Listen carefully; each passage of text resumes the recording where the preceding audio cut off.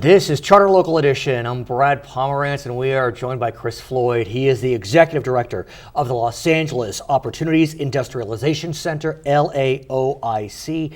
I've known the organization from its infancy, I think. And give us a sense of what the organization is in the broadest sense. Well, the broadest sense is we are one of 60 nonprofits nationwide that was created by Reverend Leon Sullivan in 1964 based on workforce development, job placement.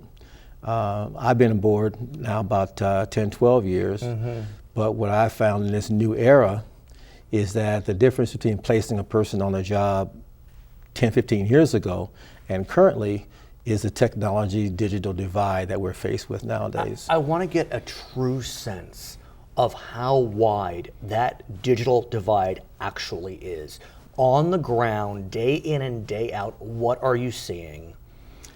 Well, it really starts in about the 4th or 5th grade.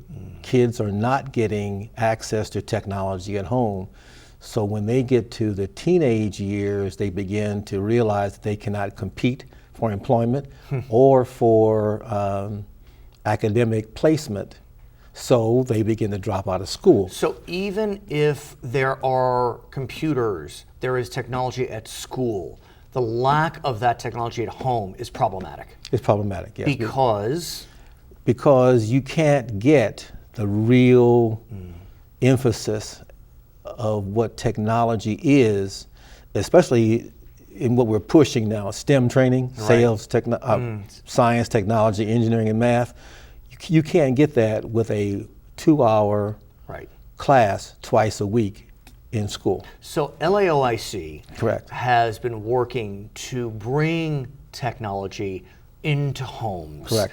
I remember when we first met, I don't know when it was, 5, 10 years ago, you were bringing computers, it was computers, right? Correct. Refurbished computers to Jordan Downs, is that right? Jordan Downs. Tell us what Jordan Downs is for our viewers statewide. Jordan Downs is a housing development in Los Angeles that is controlled by the Housing Authority. It's in South Los Angeles. It's a HUD-based, yes, it's in South Los Angeles. Historically, it was a barracks for workers who came here to work during World War II, converted to low-income housing. This very small cubicles is not intended for a person to actually live there longer than 6 or 8 months. But they are. People are living there for 25, 30 years now. But 20 years ago, Jordan Downs was a war zone. Yeah, pretty much. 10 years ago, not as much, and 5 years ago, even better. And is it now not a better place to be? Is that fair? It's a better place to be for a lot of different reasons. They've made it a wireless community. Right. And that's, if I understand, with the help of our friends in the cable industry, is that right? That is correct. So not only are computers in Jordan Downs, but wireless, internet access. Internet access is there. Which is the key. Which is really the key. Right. And so, but that was just project number 1. Right. Tell us what's happened since Jordan Downs. Well, since Jordan Downs, we partnered with the city of Los Angeles. Currently we have roughly 61 locations around the city. Stunning. That we do boot camp training. It's a 3-hour training course that a person must take in order to get a refurbished computer that are supplied to us by major corporations that are replenishing or refurbishing refreshing, if you will, their own revitalizing, inventory. whatever. Revitalizing their own inventory, where it's no longer meets their standards, but certainly would meet the standards of someone who doesn't have one. Yeah, a year-old computer for some corporations is out of date. It's out of date. For you and me and our friends at Jordan Downs or wherever, just fine. We're really using computers, just the average person. We're processing, surfing the internet, filing job applications. Correct. Pictures maybe. We don't need the highfalutin bells and whistles. And the kids needed to do their homework on. Right. And the one thing that we have found is that the better their grades, the lower their dropout rate is. Now they're competing, they're going on to school, they're feeling better about themselves. Sure. Their parents are doing online tutorials and training. They're moving forward as well. Yeah, I want to ask you about the generations, because my guess is the kids are doing just fine with technology. It's surrounding them, it's ubiquitous, it's everywhere.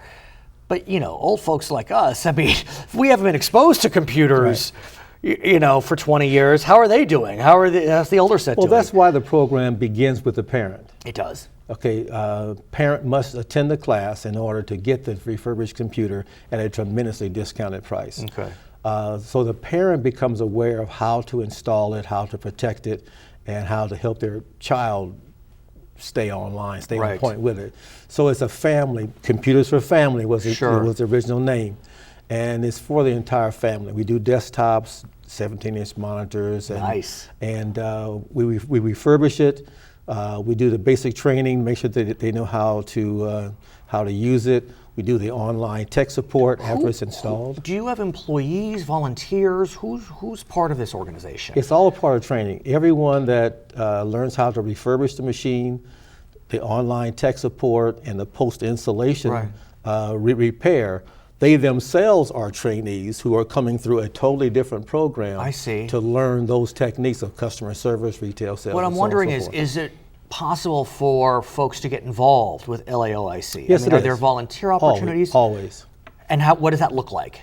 We get teachers who want to come in. We get teachers who teach technology at the college level who want to come in as volunteers. What about donations? Can we donate our gently used computers to you? Well, that's the lifeblood of the program. We appeal to CEOs and information officers of all the major corporations. Well, what about just you and me? I mean, if I have a computer, can I give it to you? We do ones and twosies. We do 500. I was going to say, I want to talk to you about USC. Yes. Because I know you partnered with USC, the USC School of Social Work, and you look to see whether your program made a difference. Yes. I want to hear about what the study told you, which was ultimately published in Computers and Human Behavior Journal. Correct. What did you learn? Sometimes you don't know what you don't know. Right, exactly, it's true. We knew that placing computers in the homes was doing something. We could see the value, or we could feel the value, but we didn't know how to measure the value. And the Lord works in strange ways. Yes, He does. Or she. Or she. Right. Put me in a place where I was discussing it with the vice president of or provost or whatever it is. Of the a senior executive at USC. Senior executive with the USC School of Social Work. Right. Paul Maiden is his name, a doctor. Got it. And this was his hot button. Oh my. Unbeknownst to me. Right. He put together a program of 12 master's students and a research professor. And they went into Jordan Downs and actually measured the impact that technology was having on these families. And? That report was released on May the 2nd of 2012. Okay. Subsequently, it was published in the Computers and Human Behavior Journal. Right. And since then, Harvard University Shorenstein Resource Center is using that document as a resource document. And what did the document say? It says that it really illustrates the impact that the access to technology has on low-income families, students, and veterans, which we all service now. Right. Helping them get over the digital divide. Because once you're on the wrong side of it, Yes. you fall into the hands of the gangs and the low income, because you can't survive at that point. You're doing great work. I thank you for what you're doing for Well, the people of Los Angeles. If you want to learn more about the organization, you can sign on to their website, laoic.org. His name is Chris Floyd. He is the executive director of that fine organization. My name is Brad Pomerance. We're in Long Beach today, and you are watching Charter Local Edition.